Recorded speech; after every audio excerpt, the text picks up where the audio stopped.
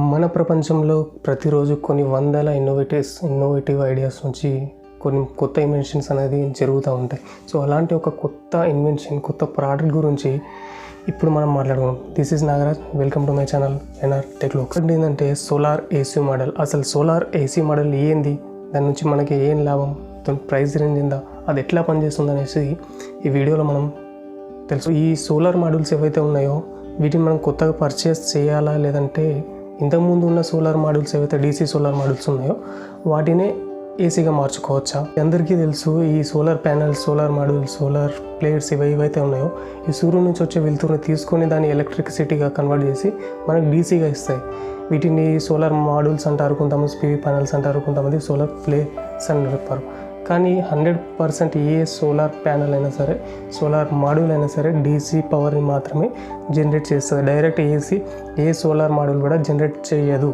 ఈ normal DC solar ప్యానెల్కి మరి AC solar ప్యానెల్కి తేడా ఏంటంటే, నార్మల్ డీసీ సోలార్ ప్యానెల్ ఎట్లా ఉంటుందంటే, మనం డీసీ ఏదైతే సోలార్ ప్యానెల్ నుంచి వచ్చే పవర్ ఏదైతే ఉంటుందో అది ఇన్వర్టర్లోకి వెళ్తుంది అనమాట. ఇన్వర్టర్లోకి వెళ్ళి ఆ డీసీ పవర్ అనేది ఏసీగా కన్వర్ట్ అయ్యి మనకు హోమ్ అప్లయన్సెస్ ఏదైతే ఉన్నాయో వాటికి మనం వాడుకుంటాం. కానీ ఈ ఏసీ సోలార్ ప్యానెల్లో ఉన్న స్పెషల్ ఏంటంటే, డైరెక్ట్ ఇది సూర్యుడి నుంచి వచ్చే వెలుతురుని తీసుకొని డీసీనే వస్తుంది అవుట్పుట్. ఆ డీసీ వచ్చిన అవుట్పుట్ ఏమైందంటే దానికి ఒక మైక్రో ఇన్వర్టర్ పెట్టింది ఉంటుంది. ఏదైతే సోలార్ ప్యానెల్ ఉందో దానికి వెనకాల సైడ్ మైక్రో ఇన్వర్టర్ అనేది అటాచ్మెంట్ ఉంటుంది. మైక్రో ఇన్వర్టర్ ఏం చేస్తుందంటే డీసీ ఏదైతే కరెంట్ వచ్చిందో, డీసీ కరెంట్ అయితే సోలార్ ప్యానెల్ నుంచి వచ్చిందో దాన్ని ఏసీగా మారుస్తుంది అనమాట. ఈ సోలార్ ప్యానెల్ లోపల అక్కడనే solar panel plus inverter attachment ఉండడం ఏదైతే ఉందో దాని గురించి దీన్ని ఏసీ సోలార్ మోడల్ అని చెప్తున్నారు వీళ్ళు. కొత్త ఏముండదు, పాత డీసీ సోలార్ ప్యానెల్ ఏదైతే ఉందో దానికి వెనకాలనే ఒక మైక్రో ఇన్వర్టర్ అనేది అటాచ్ చేయబడి ఉంటుంది. సో ఇట్లా చేయడం వల్ల కొన్ని బెనిఫిట్స్ కూడా ఉన్నాయి మనకి, మళ్ళీ అట్లనే కొన్ని లిమిటేషన్స్ కూడా ఉన్నాయి.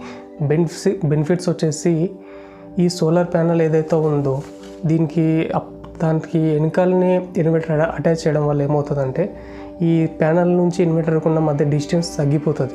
ఇట్లా తగ్గిపోవడం వల్ల ఏమవుతుందంటే మనకి పవర్ లాస్ అనేది చాలా తక్కువగా ఉంటుంది. ఇంకో నెక్స్ట్ వచ్చేసి షాడో ఎఫెక్ట్. షాడో ఎఫెక్ట్ ఏంటంటే, ఫర్ ఎగ్జాంపుల్ ఒక సోలార్ స్ట్రింగ్ ఉందనుకోండి. ఈ స్ట్రింగ్ అంటే కొన్ని మోడల్స్ కలిపి ఒక దగ్గర పెట్టేసి సో అన్నిటినీ సిరీస్లో కనెక్ట్ చేస్తే దాన్ని స్ట్రింగ్ అంటారు, సోలార్ స్ట్రింగ్ అంటారు. ఈ స్ట్రింగ్ లోపల మామూలుగా డీసీ స్ట్రింగ్ ఎట్లా ఉంటుందంటే, ఆ స్ట్రింగ్ లోపల ఏ ఒక్క మోడల్ ప్లేట్ ఖరాబ్ అయినా కానీ లేదా చిన్న డ్యామేజ్ ఏర్పడినా కానీ మొత్తం స్ట్రింగ్కి సంబంధించిన స్ట్రింగ్ వోల్టేజ్లో కూడా తేడా వచ్చేస్తుంది, పవర్లో కూడా తేడా వచ్చేసి కొన్ని టైం లోపల మొత్తం స్ట్రింగే ఆఫ్ అయిపోయే అవకాశాలు కూడా ఎక్కువ ఉంటాయి. కానీ ఈ సోలార్ మాడ్యూల్స్ లోపల, ఈ ఏసీ సోలార్ మాడ్యూల్ లోపల ఇండివిజువల్ సిస్టమ్ ఉంటుంది. అంటే దానికి ఇన్వర్టర్ అటాచ్మెంట్ ఉండడం వల్ల ఏమవుతుందంటే ఇండివిజువల్గా ఒక సిస్టమ్ అనమాట. ఒక సోలార్ మాడ్యూల్ నెక్స్ట్ దాని ఇండివిజువల్గా ఒక సిస్టమ్, అంటే సోలార్ మాడ్యూల్ ప్లస్ దానికి ఒక ఇన్వర్టర్ అటాచ్ చేయడం వల్ల మీకు ఒక స్ట్రింగ్ ఉంది, అక్కడ ఏసీ స్ట్రింగ్ ఉంది, అందులో ఒక సోలార్ మాడ్యూల్ ప్రాబ్లం వస్తే ఖాళీ ఆ సోలార్ ప్యానెల్ మాత్రమే ప్రాబ్లం అవుతుంది. మిగతా ప్యానెల్స్ మళ్ళీ యథావిధిగా ఏ విధంగా అయితే కరెంట్ జనరేట్ చేస్తున్నాయో అట్లనే అవుట్పుట్ అనేది ఇచ్చేస్తాయి. మనకి ఐఓటీ టెక్నాలజీ కూడా ఇన్బిల్డ్ ఉంది. ఐఓటీ అంటే ఇంటర్నెట్ ఆన్ థింగ్స్. అంటే మనం ఈ స్ట్రింగ్ కానీ ఈ సోలార్ ప్యానెల్ కానీ ఎంత పవర్ జనరేట్ చేస్తుంది అనేసి మనం ఇంట్లో కూర్చొని మొబైల్ త్రూ కానీ సిస్టమ్ త్రూ కానీ మనం మానిటైజ్ చేయొచ్చు అనమాట. మానిటరింగ్ చేయొచ్చు, అంటే చూడొచ్చు మనం అది ఎంత జనరేట్ చేస్తుంది అనేసి. సేఫ్టీ అండ్ ప్రికాషన్స్ అనమాట. ఇప్పుడు మనం మామూలుగా స్ట్రింగ్లో అన్ని సోలార్ మాడ్యూల్స్ అన్నీ ఒక సిరీస్లో కనెక్ట్ చేయబడి ఉంటుంది కాబట్టి నాకు తెలిసి అందులో వోల్టేజ్ కూడా పెరిగిపోతూ ఉంటుంది. తెలిసి మ్యాక్సిమం ఒక 1500 వోల్టేజ్ వరకు ఒక స్ట్రింగ్ అనేది పెడతారు. సో ఈ వర్కింగ్ ప్రాసెస్ వచ్చేసి మనము పని చేసేటప్పుడు ఈ డీసీ కంటే ఏసీ అనేది కొద్దిగా ప్రాబ్లం తక్కువగా ఉంటుంది. డీసీ కంటే ఈ వర్క్ చేయడం అనేది ఈజీగా ఉంటుంది డీసీ మన ఏసీ మోడల్స్ లోపల. వచ్చేసి సర్టిఫికేషన్ మరియు టెస్టింగ్. ఇప్పుడు ఇందులో ఒక ప్యానెల్ ప్లస్ మనకి ఇన్వర్టర్ ఇండివిజువల్గా అనమాట. ఈ సోలార్ ప్యానెల్ ప్లస్ ఇండివిజువల్ ఒకటి అటాచ్మెంట్ ఉన్నా కానీ టెస్టింగ్ మరియు సర్టిఫికేషన్ అనేది రెండు కూడా సపరేట్ ఉంటాయి. మీకు ప్యానెల్కి సంబంధించిన సర్టిఫికేషన్ వేరే ఉంటుంది, ఈ మైక్రో ఇన్వర్టర్కి సంబంధించిన సర్టిఫికేషన్ కూడా వేరే ఉంటుంది. దానికి సంబంధించిన టెస్టింగ్ వేరే ఉంటుంది, మైక్రో ఇన్వర్టర్కి సంబంధించిన టెస్టింగ్ కూడా వేరే ఉంటుంది. వీళ్ళు ఈ ప్యానెల్ పైన 25 years వ్యారంటీ ఇస్తే ఈ మైక్రో ఇన్వర్టర్ పైన మీకు 10 years వ్యారంటీ అనేది ఉంటుంది. అట్లనే దానికి బెనిఫిట్స్ ఎట్లా ఉన్నాయి, లిమిటేషన్స్ కూడా ఉంటాయి. దీనిలో అన్నిటికంటే పెద్ద లిమిటేషన్ ఏంటంటే దీని కాస్ట్. ఎందుకంటే ఇది ప్యానెల్ వచ్చేసి మీకు 50,000 ఉంది. సో వాళ్ళు కొద్దిగా మనకి డిస్కౌంట్లు పెట్టి 28,375 watts ప్యానెల్ ఒకటి విత్ మైక్రో ఇన్వర్టర్తో కలిపింది మీకు 28,000 రేట్ ఉంది. నెక్స్ట్ ఈ ఇన్వర్టర్ దాన్ని కనెక్ట్ చేయడం వల్ల మీకు కాస్ట్ అనేది కొద్దిగా పెరిగింది.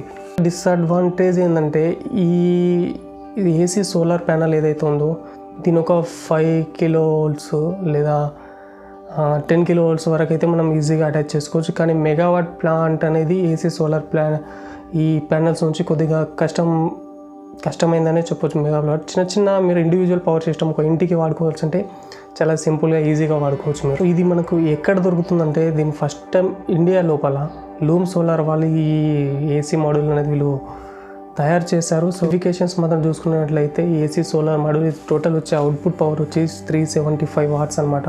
375 వాట్స్ వోల్టేజ్ ఒకటి 110 to 250 volts మధ్యలో అయితే దీని వోల్టేజ్ అండ్ అవుట్పుట్ ఇస్తుంది. ఒక మన ఇండియన్ ఫ్రీక్వెన్సీ 50 to 60 హెర్ట్జ్ అయితే ఫ్రీక్వెన్సీ వీళ్ళు మెయింటైన్ చేస్తున్నారు. సో ఇది వచ్చి మోనోక్రిస్టలిన్ ప్యానెల్. ఇది హైట్ వచ్చేసి మనకి 2 meters, విడ్త్ వచ్చేసి 1 meter అయితే ఉంటుంది. వెయిట్ వచ్చేసి 25 kgs మోనోక్రిస్టలిన్ ప్యానెల్. ఈ ఏసీ సోలార్ ఏదైతే ప్యానెల్ ఉందో దీంతో ఒక చిన్న ఫ్యామిలీ, ఒక చిన్న ఇల్లు మాత్రం ఈజీగా మనం రన్ చేసుకోవచ్చు. ఒక ఫ్యాన్, ఒక టీవీ, ఒక 2 ట్యూబ్లైట్స్, ఒక చిన్న సెటప్ మాత్రం చాలా బాగుంటుంది. ఈ సోలార్ ప్యానెల్ ఏదైతే ఉందో దీని నుంచి మీరు డేలో మొత్తం సోలార్ మనకు సూర్యుడు నుంచి వచ్చే వెలుతురు నుంచి మనం హోమ్ అప్లయన్సెస్ అయితే రన్ చేసుకోవచ్చు. కానీ నైట్ అయింది అనుకోండి, నైట్లో మనం ఈ పవర్ అయితే యూజ్ చేయాల్సి ఉండదు. ఇది ఇందులో కొత్త ఏం లేదు. అదే డీసీ సోలార్ ప్యానల్కే వీళ్ళు ఒక చిన్న మైక్రో ఇన్వర్టర్ అటాచ్ చేసి దాన్ని ఏసీగా, మరి మీరు మామూలుగా డీసీ ఎట్లా ఉంటుంది, డీసీ వస్తుంది మనకు ప్లేట్స్ నుంచి డీసీ పవర్ అనేది వస్తుంది. దాని నుంచి మళ్ళీ మనం ఒక సోలార్ ఇన్వర్టర్ పెట్టుకోవాల్సి ఉంటుంది. ఆ డీసీని ఏం చేస్తుంది, ఏసీగా కన్వర్ట్ చేస్తుంది. ఏసీగా కన్వర్ట్ చేసి మనకి ఇచ్చేస్తూ ఉంటుంది అనమాట. కానీ వీళ్ళు అదంతా ప్రాసెస్ ఏం చేశారంటే చిన్నగా చేస్తారు. దీన్ని మైక్రో ఇన్వర్టర్ పెట్టేసి డైరెక్ట్ మీరు స్పెషల్గా మీరు మళ్ళీ ఇన్వర్టర్ పెట్టుకోవాల్సిన అవసరం లేకుండా డైరెక్ట్ ఏదైతే సోలార్ నుంచి వచ్చే ఎనర్జీ అయితే ఉంటుందో అది డీసీ టు ఏసీ కన్వర్ట్ చేసి మనకి ఇచ్చేస్తుంది. మనం డైరెక్ట్ మన పవర్ స్విచ్ బోర్డ్కి చేసుకొని మనం వాడుకోవచ్చు అనమాట. సబ్సిడీ కూడా అవైలబుల్ ఉండొచ్చు. కానీ సబ్సిడీ అనేది ఏదానికి అవైలబుల్ ఉంటుంది అయితే మనం ఏదైతే ఒక సోలార్ తీసుకుంటున్నామో అది గవర్నమెంట్ నుంచి రిజిస్టర్ అయి ఉండాలి. అట్లా రిజిస్టర్ అయి ఉంటే మాత్రమే వాటికి మాత్రమే గవర్నమెంట్ సబ్సిడీ ఇస్తుంది.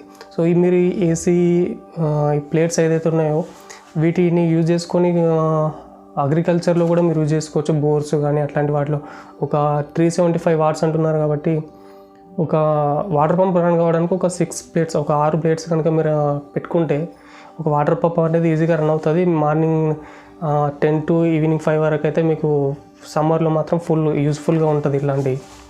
ఈ దాంట్లో రేటు మాత్రం చాలా ఎక్కువ అనిపిస్తుంది. 28,000 అంటే, కానీ లైఫ్ టైం కూడా 25 years లైఫ్ టైం ఉంటుంది. 28,000 అంటే ఫర్ ఎగ్జాంపుల్ ఒక చిన్న ఫ్యామిలీకి మంత్లీ కరెంట్ బిల్ ఒక 300 నుంచి 500 వస్తుంది. ఇంటి విషయానికి వస్తే ఏ ఇండస్ట్రీ అయినా తాను తయారు చేసే ప్రోడక్ట్ పైన వాటర్ డ్యామేజ్ ఉన్న బ్రేక్ అయినా వారంటీ అనేది ఇవ్వదు. ఎందుకంటే ఇది ప్యానెల్స్ మ్యాక్సిమం వాటర్ ప్రూఫ్ ఉంటాయి కాబట్టి వాటర్ డ్యామేజ్ అని చెప్పకూడదు. ఎందుకంటే రూఫ్ టాప్ పైన మన బిల్డింగ్స్ పైన పెడతా ఉంటాం. సో వాటర్ కంపల్సరీ పడతా ఉంటుంది. సో వాటర్ డ్యామేజ్లో మాట్లాడకూడదు. కానీ ఫిజికల్ డ్యామేజ్ ఏదైతే ఉంటుందో, ఫిజికల్గా డ్యామేజ్ అయితే మాత్రం వారంటీ ఉండదు. బ్రేక్ అయినా కానీ ఇంతకుముందు వచ్చేసి గ్లాసెస్ యూజ్ చేసేవాళ్ళు, ఇప్పుడు కొద్దిగా ఫైబర్ మిక్స్ చేస్తున్నారు కాబట్టి కొద్దిగా ఈ ప్యానల్ పైన ఏదైతే గ్లాస్ ఉంటుందో, టఫ్ గ్లాస్ ఏదైతే ఉంటుందో లైట్గా ఫ్లెక్సిబుల్ ఉంది. సో కొన్ని అనేది ఇక్కడ చిన్న డ్యామేజ్ అయినా మొత్తం బ్రేక్ అయిపోయింది. ఇది మాత్రం కొద్దిగా లైట్గా ఫ్లెక్సిబుల్ ఉండే అవకాశం అయితే ఉంటుంది. ఫ్రెండ్స్, నా వీడియో కనుక మీకు నచ్చినట్లయితే ముందుగా సబ్స్క్రైబ్ చేసుకోండి, తర్వాత లైక్ చేయండి, తర్వాత షేర్ చేయండి. మీరు సబ్స్క్రైబ్ చేసుకోవడం వల్ల ఏమవుతుందంటే నాకు నా వీడియో ఎక్కువ మంది చూస్తున్నారని చెప్పేసి నేను ఇంకా మంచి కంటెంట్ కూడా సెర్చ్ చేసి నేర్చుకొని నేను మీకు చెప్పగలుగుతాను. So support my channel. జై హింద్, వందే మాతరం.